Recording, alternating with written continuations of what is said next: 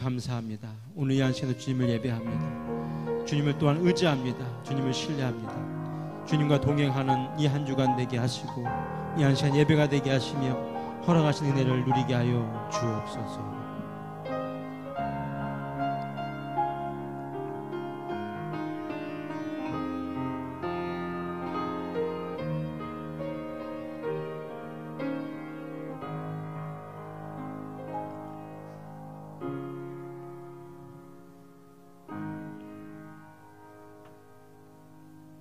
그리스도의 평강이 너희 마음을 주장하게 하라. 평강을 위하여 너희가 한 몸으로 부르심을 받았나니 또한 너희는 감사한 자가 되라. 존귀하신 하나님 아버지, 은혜를 사랑을 만만이나 감사를 드립니다. 이 땅에 코로나가 창궐하지만 하나님의 은혜에 감사하는 저희들의 모습, 이 시간 비대면 예배를 통하여 온전히 영광 드리오니 받아주시고 어떤 환경과 어떤 어려움이 있을지라도 저희가 주님을 예배하는 데에 방해가 되지 않는 그런 믿음이 있는 고백이 있는 귀한 예배 될 수 있도록 인도하여 주옵소서. 존귀하신 예수님 이름으로 기도드렸습니다. 아멘. 이 시간 기도하실 때에 김신자 권사님께서 대표 기도하시겠습니다.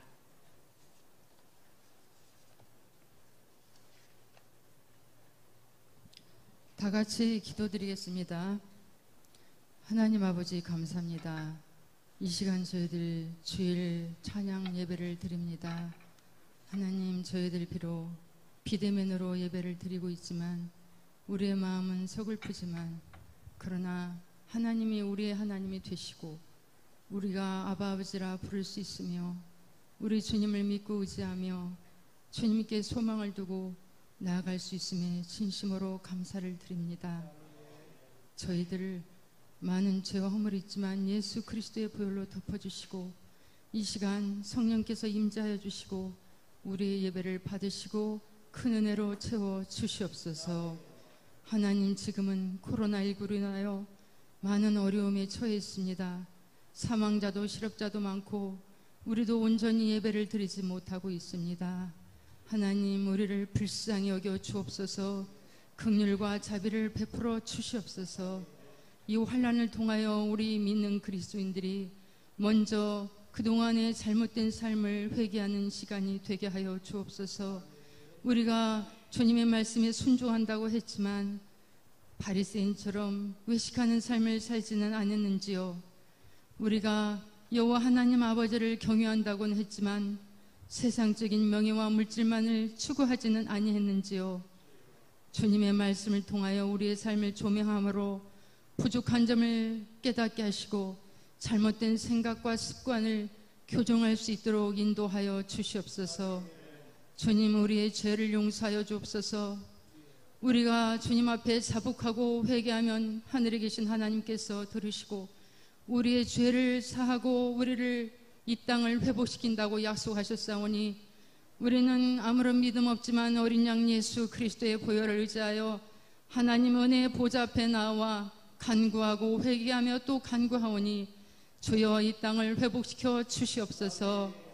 코로나19가 속히 물러가게 하시고 우리나라와 우리 교회들과 우리 모든 삶이 주님 원하시는 방향으로 온전히 회복되는 역사가 있게 하여 주시옵소서.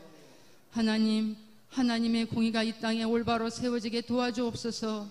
저희들에게 힘과 능력과 지혜를 주시어서 사명 잘 감당하여 주님의 이름을 존귀케 할 수 있도록 인도하여 주시옵소서.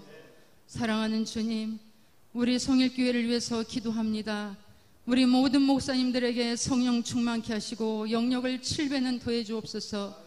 이 어려운 시국에 하늘의 지혜를 구해서 양떼들을, 교회들을 슬기롭게 잘 인도할 수 있도록 은혜를 베풀어 주옵소서. 우리 교회에 주신 많은 기관들을 통해서 예수 그리스도의 사랑과 복음을 전하는 데 부족함이 없게 하시고 우리 모든 성도님들 한마음 한뜻이 되어서 주님의 뜻을 분별하여 주님을 기쁘시게 하는 교회가 될 수 있도록 축복하여 주시옵소서. 하나님, 지금은 비록 저희들의 신앙활동이 많은 제약이 따르지만은 그러나 우리 성도님들 심령마다 성령님 날마다 내주하여 주시어서 말씀을 가까이 하며 찬송하며 기도하며 또한 감사하며 인내하며 승리하는 삶을 살아갈 수 있도록 놀랍게 역사하여 주시옵소서. 주님, 우리 교회 안에 몸과 마음이 연약한 자들, 삶이 곤고한 자들도 많이 있사오니 그들의 마음을 위로하여 주시고 속히 회복시켜 주옵소서. 이제 8월은 또한 교회 학교들이 수련회가 있는 달입니다. 그러나 하나님, 코로나 전국으로 인해서 은혜의 문이 닫혀 있습니다. 그러나 우리는 하나님 결코 포기하지 않습니다. 주님, 성령님 지혜를 허락하여 주시어서 가정에서 교회에서 좋은 생각과 아이디어들이 많이 떠올라서 다음 세대를 믿음으로 잘 양육할 수 있도록 주님 놀랍게 역사하시고 인도하여 주시옵소서.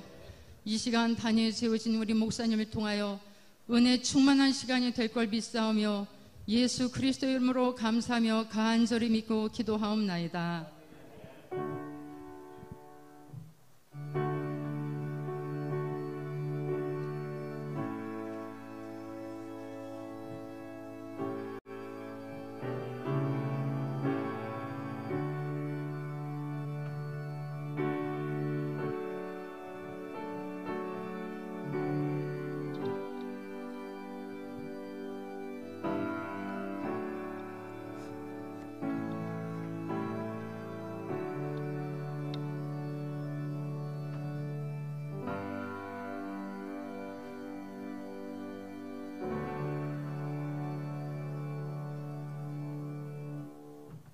감사합니다. 하나님 말씀을 보도록 하겠습니다. 하나님 말씀은 로마서 1장 24절부터 27절 말씀입니다. 신약 240쪽에 있습니다. 로마서 1장 24절부터 27절까지의 말씀을 교독하시겠습니다. 그러므로 하나님께서 저희를 마음에 정욕대로 더러움에 내어 버려두사 저희의 몸을 서로 욕되게 하셨으니 이는 저희가 하나님의 진리를 거짓 것으로 바꾸어 피조물을 조물주보다 더 경배하고 섬김이라. 주는 곧 영원히 찬송할 이시로다. 아멘. 이를 인하여 하나님께서 저희를 부끄러운 욕심에 내어 버려 두셨으니 곧 저희 여인들도 순리대로 쓸 것을 바꾸어 영리로 쓰며 이와 같이 남자들도 순리대로 여인 쓰기를 버리고 서로 향하여 음욕이 불릴 듯하며 남자가 남자로 더불어 부끄러운 일을 행하여 저희의 그릇 때문에 상당한 보응을 그 자신에 받았느니라. 아멘.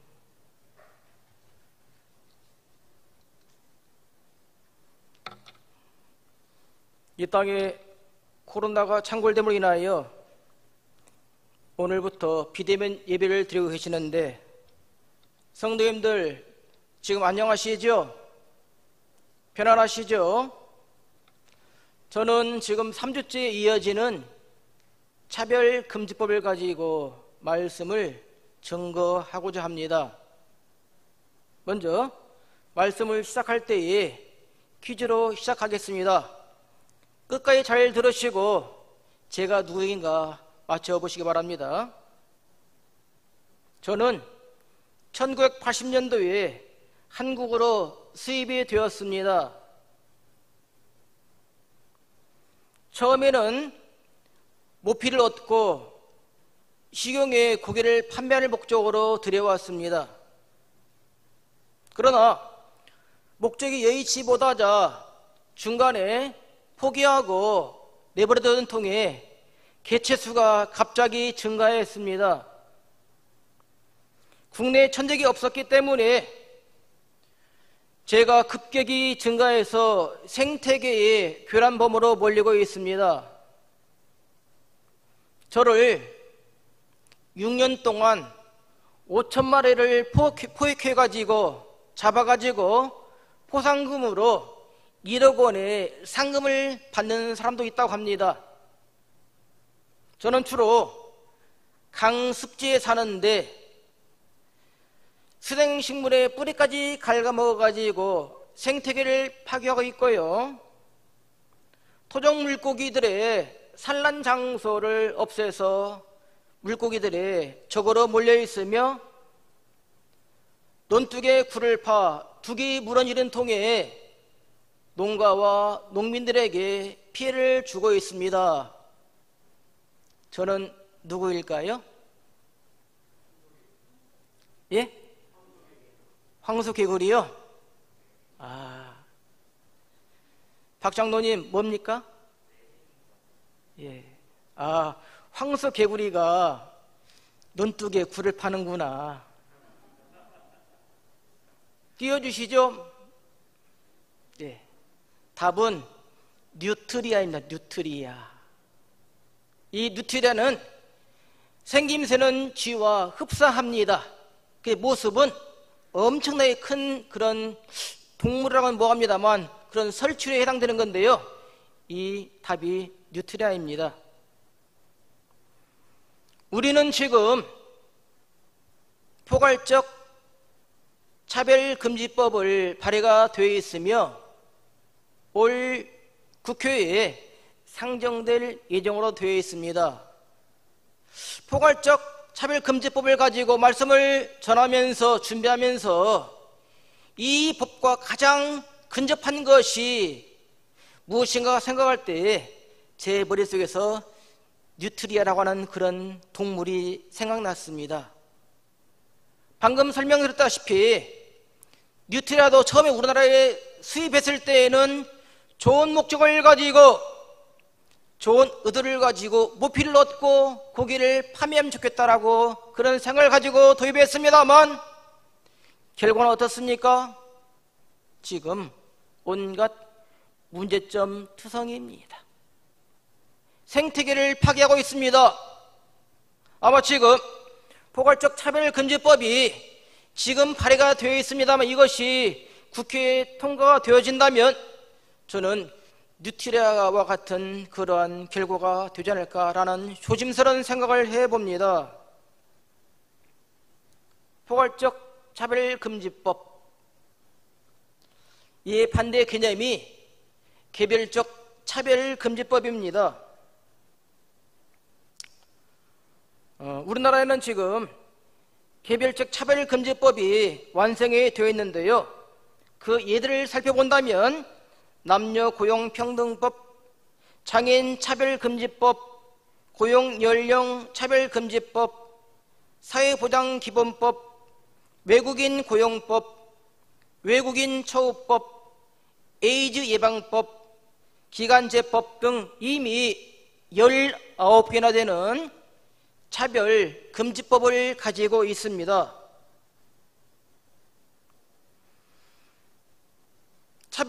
포괄적 차별금지법의 주된 내용은 두 가지인데요.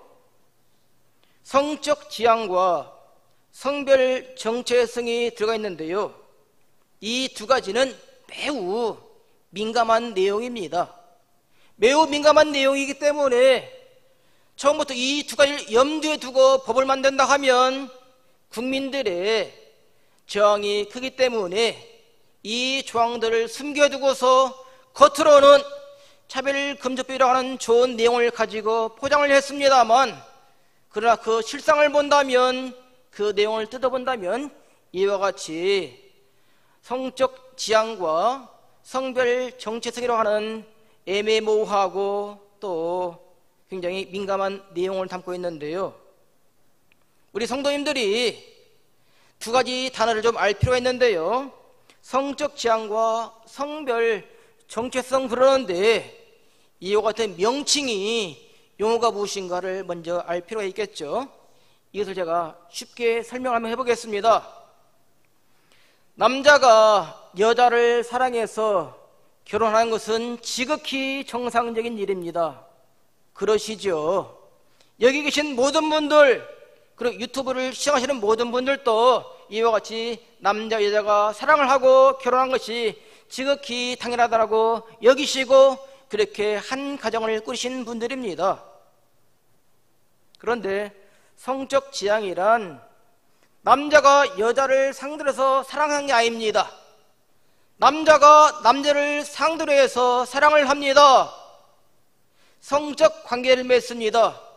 그리고 더욱더 깊어지면 결혼을 합니다. 반면에 여자는 여성과 사랑을 하겠죠?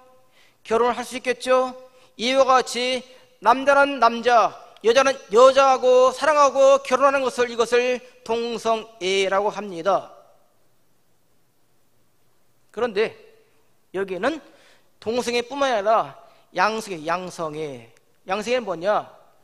여자가 여자하고 사랑하시 동성애라고 했죠. 근데 여자가 여자하고 사랑할 뿐만 아니라 그 사랑의 대상이, 결혼 대상이 여성도 되고 남성도 될 수 있다는 것입니다. 그러니까 남녀 가리지 않고 서로 사랑하면서 성관계를 맺으면서 결혼을 하는 것이 이게 양성애입니다. 동성애하고 양성애를 포함한 것이 성적 지향입니다. 그러면 성별 정체성은 무엇입니까? 이것을 쉽게 예를 들어보겠습니다. 우리나라 목욕탕은 남탕과 여탕이 있습니다. 남탕은 누가 목욕하지요? 굉장히 어려운 질문입니다. 남탕에서는 남자가 목욕을 합니다. 그러면 여탕에서는 누가 목욕할까요? 당연히 여성이겠죠. 여성들이 여탕에서 목욕을 하는데 갑자기 남성이 들어와 깜짝 놀라가지고 왜 당신은 남자인데 왜 여탕에 들어옵니까? 라고 하면 그 사람은 반드시 이렇게 대답을 할 것입니다. 저는 생김새는 외관은 남자인데요, 제 마음속에는 여성이라고 생각합니다 라고 우기면서 끝까지 여탕을 나가지 않으려고 하는 것이, 이것이 성별 정체성이고 일명 트랜스젠더라는 법입니다. 제가 쉽게 설명했나요? 우리나라 사람들은 동성애, 양성애를 두고서 윤리적으로 문제가 있다라고 생각을 합니다. 그러나 기독교는 윤리적인 문제를 뛰어넘어가지고 신앙적인 문제로 직접 연결이 되어 있습니다. 그래서 기독교는 동성애와 양성애를 옹호하고 있고, 그런 성소수자의 차별을 금지하는 포괄적 차별금지법을 찬성을 할 수가 없습니다. 제가 인터넷을 검색해 봤어요. 기독교에서는 이와 같이 포괄적 차별금지법을 적극적으로 반대하는데 다른 종교는 어떠한가 봤습니다만, 다른 종교에서는 이 법에 대해서 그렇게 저항을 하지 않고 있더라고요. 찬성을 한다거나 어떤 때는 유보적인 입장을 취하고 있었습니다. 그러면 왜 기독교만 이 법에 대해서 민감하게 반응을 하고 적극적으로 반대를 하고 있을까요? 포괄적 차별금지법은 한마디로 하나님의 창조 질서와 한국 교회를 향해서 선전포고를 하고 있기 때문에 기독교에서는 적극적으로 반대를 할 수밖에 없습니다. 창세기 1장 27절과 28절 말씀을 보면 함께 읽으시죠. 하나님이 자기 형상 곧 하나님의 형상대로 사람을 창조하시되 남자와 여자를 창조하시고 하나님이 그들에게 복을 주시며 그들에게 이르시되 생육하고 번성하여 땅에 충만하라. 창세기, 중간에 끊겠습니다. 창세기 2장 24절 말씀입니다. 이러므로 남자가 부모를 떠나 그 아내와 연합하여 둘이 한 몸을 이룰지로다. 사랑하는 성도님들, 한번 여쭙겠습니다. 동성애를 통해 가지고 생육하고 번성할 수 있습니까? 동성애를 통해 가지고 이 땅에 충만하게 갈 수 있겠습니까? 포괄적 차별금지법은 하나님의 축복과 명령을 거스리고 있습니다. 창조의 질서와 결혼의 질서를 파괴하기 때문에 우리는 이 법을 찬성을 할 수가 없는 것입니다. 언론들은 이 법을 반대하는 기독교를 향해서 뭐라고 하냐? 수구 꼴통이라고 비난, 비아냥, 비판을 합니다. 뭐라고요? 수구 꼴통이다. 그런데요, 저는 이 언론들의 비난과 또는 비아냥과 그런 비판을 저는 좋게 여기고 싶습니다. 왜 그러냐?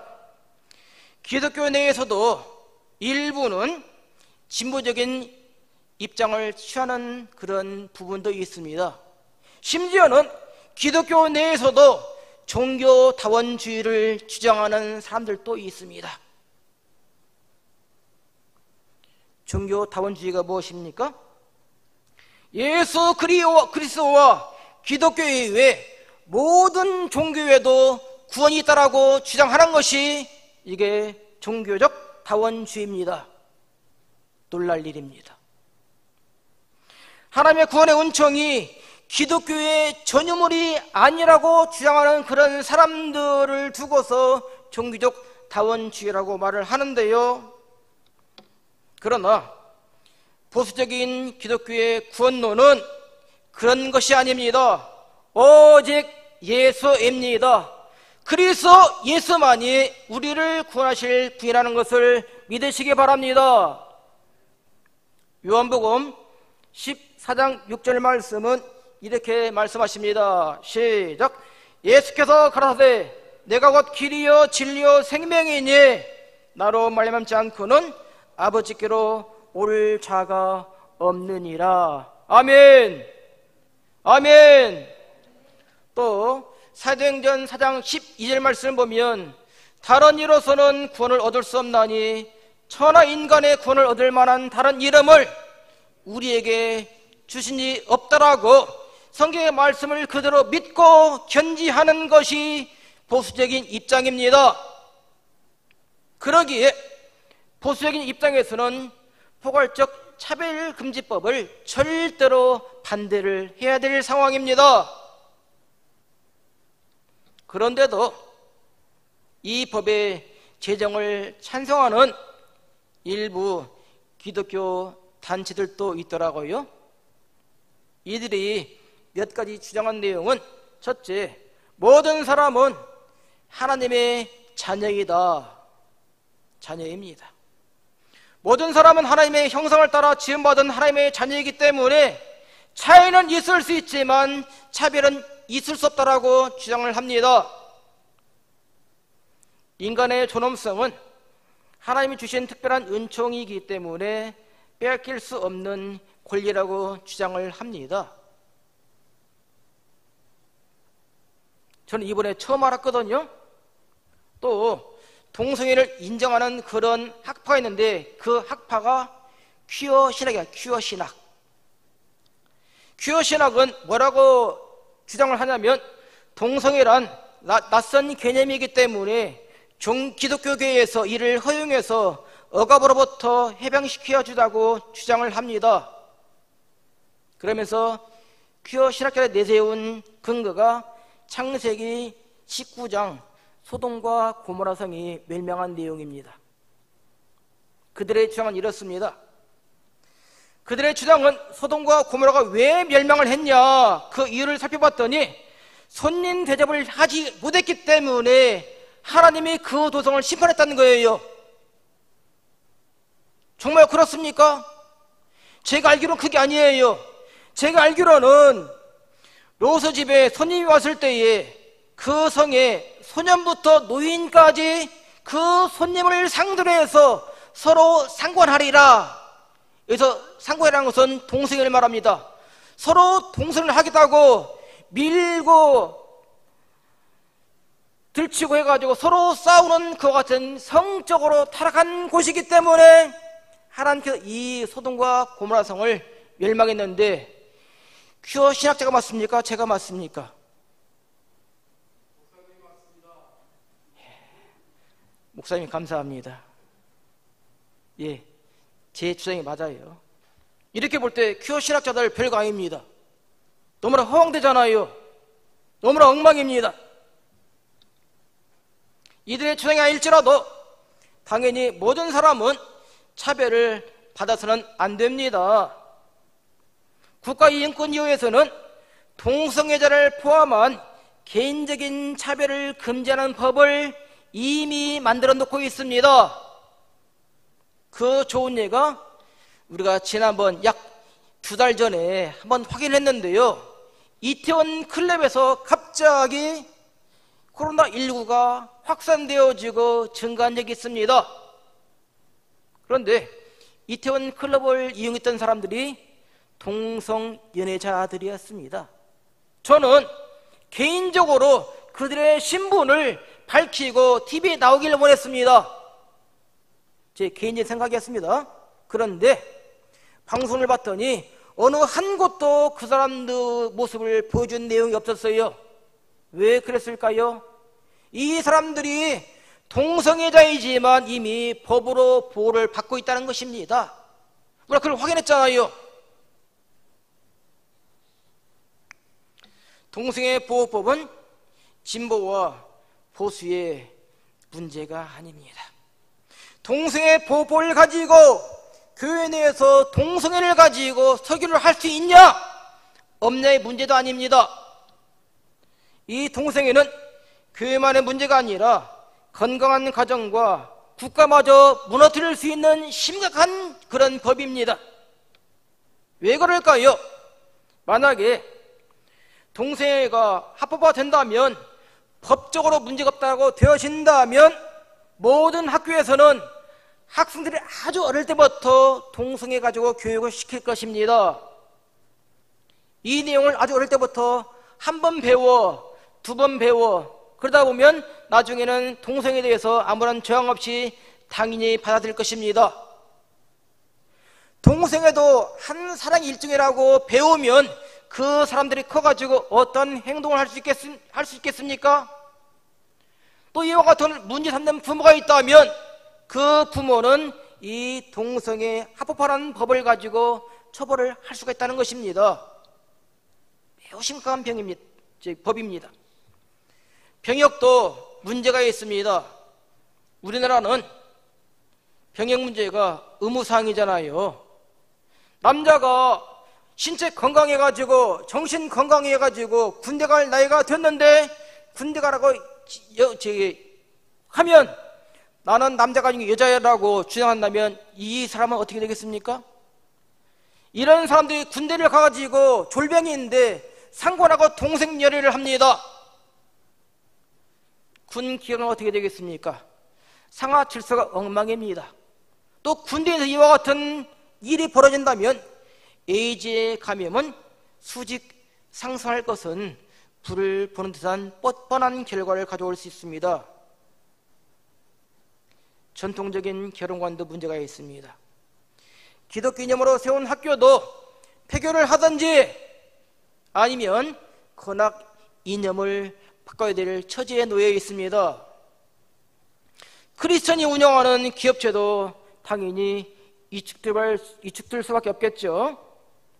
차별금지법이 종교기관에는 문제가 없다고 하지만 공공시설에서 성적 지향, 성별 정체성을 문제 삼고 반대를 한다면 누구나 가리지 않고 범법자가 될 수 있는 것이 차별금지법, 포괄적 차별금지법입니다.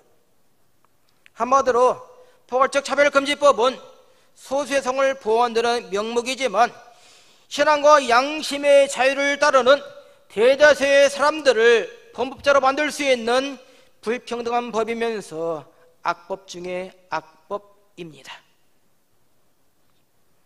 포괄적 차별금지법은 동성애자들에게는 보호하는 법이지만 이 법을 반대하는 사람들에게는 처벌하는 법이요, 동성애 찬양의 자유는 있지만 동성애 반대의 자유는 없는 역차별법입니다.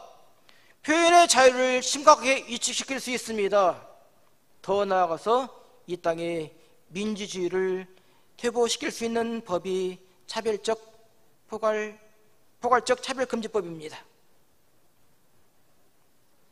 법은 구속력이 있습니다. 한번 법을 만들면 유야무야 끝나는 게 아니에요. 포괄적 차별금지법은 형사처벌보다 더욱더 무거운 강제 이행금과 징벌적 손해배상금을 부여하고 있습니다. 44조에는요 강제이행금 조항인데요, 만약에 이상이 있어가지고 희생명령을 했는데 이 명령을 이행하지 않으면 벌금을 얼마큼 때리느냐? 3천만 원. 얼마라고요? 3천만 원입니다. 3천만 원이면 보통 사람들이 1년에 애써가지고 얻은 전 금액입니다. 이 3천만 원의 벌금을 때립니다. 그럴지라도 말을 안 들으면 그것을 이행할 때까지 계속해서 벌금을 물는 것이 이게 강제이행금입니다. 또 불이익 조치를 할 때면 1년 이하의 징벌을 가하고요, 또 1,000만 원 이하의 벌금을 물리는 것이 포괄적 차별금지법, 굉장히 무서운 법입니다. 문제는 국가인권위에서 이 법을 만들어 놓고 국민들을 대상으로 해서 여론을 떠봤어요. 그런데 놀랍게도 국민 88%가 이 법을 찬성하고 동의한다라고 여론을 보여줬다는 것입니다. 88%. 왜 이와 같이 88% 같은 엄청난 높은 여론을 보였을까요? 문제는 이 법을 잘 모르는 사람들이 그냥 차별금지법이니까 좋겠거니라고 해서 아무런 생각 없이 그런 반응을 보였다는 것입니다. 이 차별금지법이 족쇄가 되어가지고 우리의 발목을 잡을 것을 몰랐기 때문에 이렇게 높은 여론을 형성한 거예요. 그러면 지금부터라도 이 법의 문제점을, 폐해를 알려야 될 필요성이 있는데요, 저는 나름대로 생각을 해봤는데요, 저는 6가지를 생각해 보았습니다.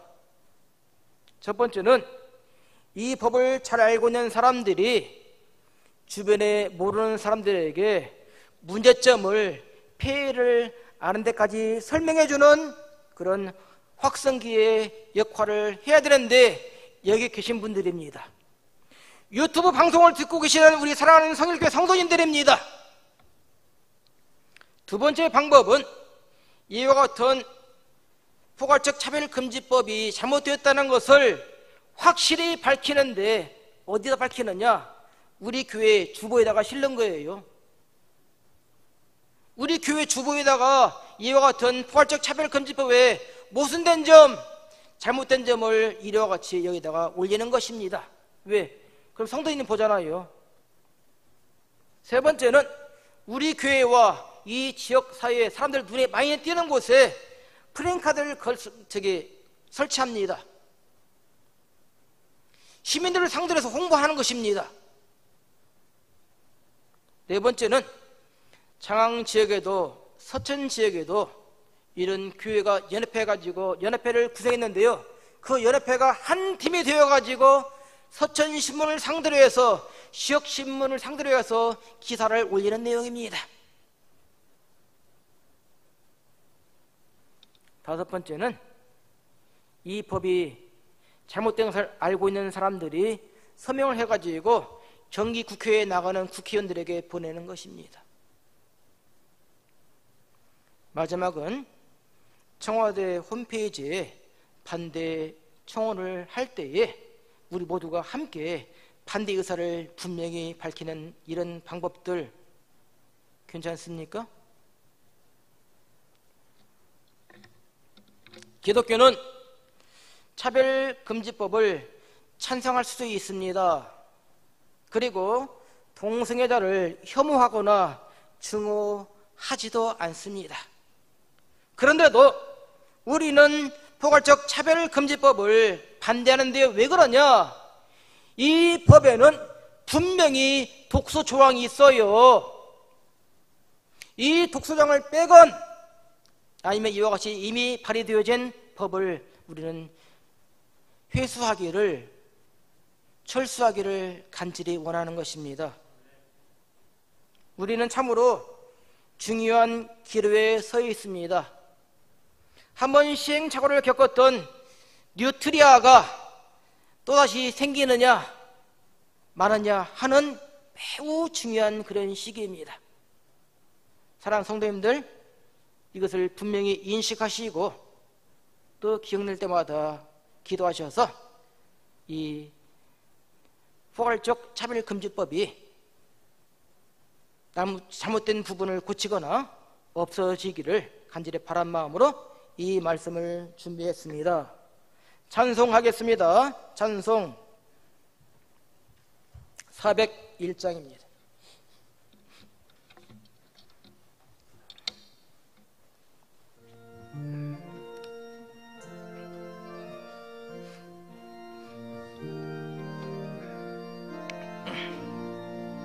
천성을 향해 가는 성도들아, 앞길에 자기를 두려 말아라. 성령이 너를 인도하시리니 왜 지체를 하고 있느냐.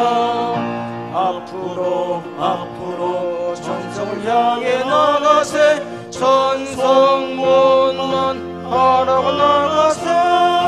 모든 천사 너희를 영접하러 문 앞에 기다려서 있네. 너 가는 길을 누가 비웃거든 확실한 증거를 보여주어라. 성령이 진히 감하여 주사 저들도 참기를 얻으리. 앞으로 천성을 향해 나가세. 천성문만 하라고 나가세. 모든 천사 너희를 영접하러 문 앞에 기다려서 있네. 너 가는 길을 모두 가기 전에 내 손에 든 몸을 꽂지 말아라. 저마귀 흉계 모두 깨뜨리고 끝까지 잘 싸워 이겨라. 앞으로 천성을 향해 나가세. 천성문만 하라고 나가세. 모든 천사 너희를 영접하러 문 앞에 기다려서 있네.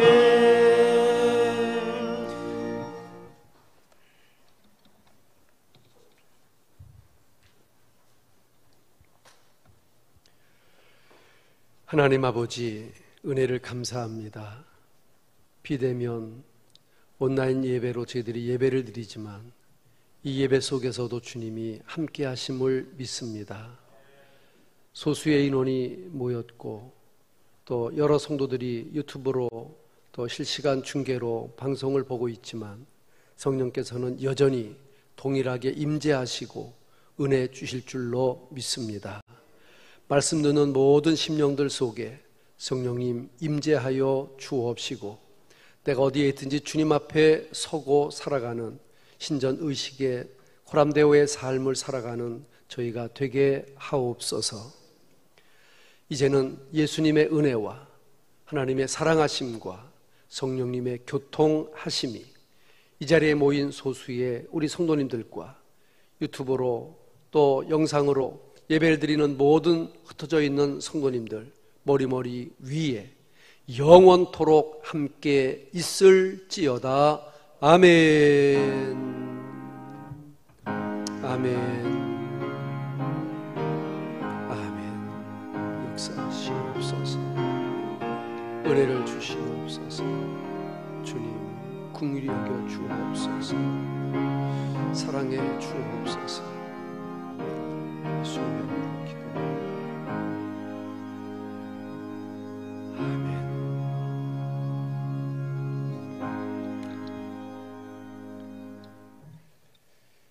예, 감사합니다.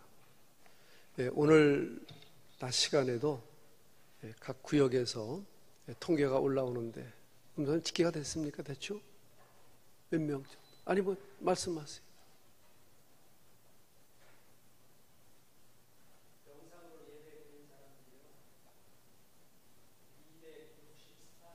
예, 264명 정도가 낮 시간에 동시에 예배를 드렸다고 각 구역에서 보고한 숫자입니다. 아마 보고가 좀 누락되고 아직 안 올라온 구역까지 하면 한 300여 명이 예배를 드렸지 않은가 싶고, 아침에 우리 20여 명 같이 예배를 드렸고 그렇게 되어 있습니다. 낮 시간에 동시 시청이 147명인가 그렇게 나왔고, 저녁 시간에 이 시간에는 33명이 동시 시청으로 나와 있습니다. 구독과 좋아요 눌러 주십시오. 많이 듣던 얘기죠? 예. 우리 남경원 목사님을 필두로 우리 문 목사님 또 정 목사님 아주 이 차별금지법에 대한 그것도 포괄적이라고 그래서 참 말을 참 이 사람들이 좋은 말을 선점해 가지고 지금 말씀하신 것처럼 차별을 금지하는데 뭐가 나쁘냐 뭐 이런 식으로 접근을 하고 그런 선제적인 능력이 있는 것 같아요. 근데 아주 교과서적인 아주 FM적인 또 우리 모든 교인들과 국민들이 알아야 될 내용들을 정말 아주 쉽고 정확하고 아주 간결하게 말씀을 해주신 것에 대해서 진심으로 감사드립니다. 새벽 기도회는 자유롭게 할 것입니다. 2주간 제가 마음으로 작정을 하고 했으니 그렇게 하기로 하고요. 수요 예배 이렇게 드리도록 그렇게 하겠습니다. 여러분들 좀 힘들고 어려워도 우리 2주간 한번 인내의 시간 또 고난 시간 또 하나님 앞에 참으로 기다리는 그런 시간으로 우리가 가졌으면 좋겠습니다.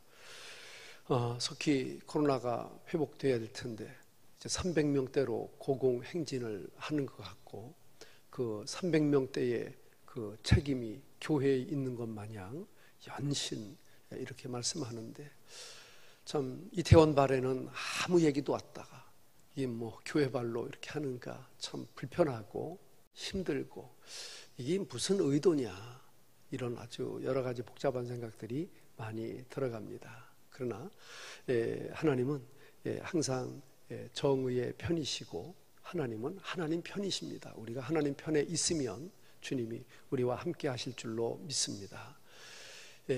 아침 일찍부터 우리 장로님들 또 우리 찬양 반주로 안내로 수고해 주신 분들 진심으로 감사드리고 여러분들이 성일교회의 기존 예배 위원들이고 유튜브를 이렇게 생성할 수 있는 여러분들이 최소의 정의 멤버들입니다. 여기 못 오신 분들이 그렇지 않다는 얘기가 아니라 여러분들 때문에 이 예배가 지금 되고 있고 여러분들이 그 역할을 감당해 주시는 것에 대해서 진심으로 감사를 드립니다. 고맙습니다. 평안하게 돌아가시기를 바랍니다. 수요일 날 또 뵙겠습니다.